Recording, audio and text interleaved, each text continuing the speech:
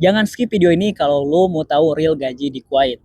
Karena pekerjaan yang paling banyak dibutuhin di sini itu di bidang hospitality, kayak di restoran, spa, salon, dan lain sebagainya. So, gue akan bahas range gaji di bidang ini. Nah, buat lo yang belum pernah kerja di Kuwait sama sekali, aka non-experience, itu gajinya start di 120 sampai 175 KD. Tapi umumnya kebanyakan itu di 150 KD-an. Ada juga sih yang gajinya sampai 200 KD, cuman jujur so far gue jarang banget nemuin. Biasanya yang 200 sampai 300 KD ke atas bahkan itu biasanya yang udah punya pengalaman minimal 3 tahun kerja di Kuwait.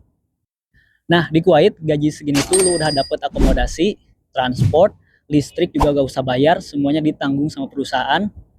Cuman memang ada beberapa perusahaan yang gak nyediain akomodasi gratis. Tapi berita baiknya mereka ngasih uang lebih di luar daripada gaji lo buat lo nyari akomodasi di luar.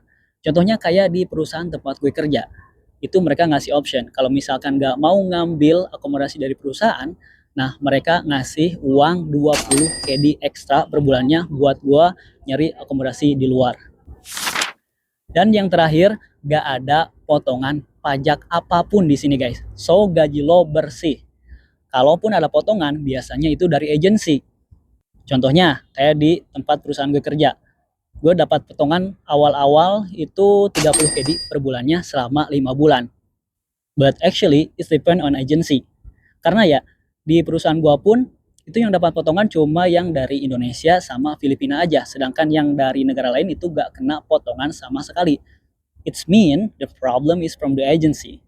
Jadi buat lo yang mau kerja ke Kuwait atau ke luar negeri manapun harus hati-hati banget buat milih agensi kalau lo gak mau boncos nantinya. Kalau lo mau gue bahas lebih lanjut tentang agensi atau PT penyalur ini, lo tulis aja di kolom komentar, bahas insya Allah di next konten gue akan bahas tentang topik ini. Even though it's kind of dangerous, but I'll try it. Okay, that's it for me. Barakallahu fikum.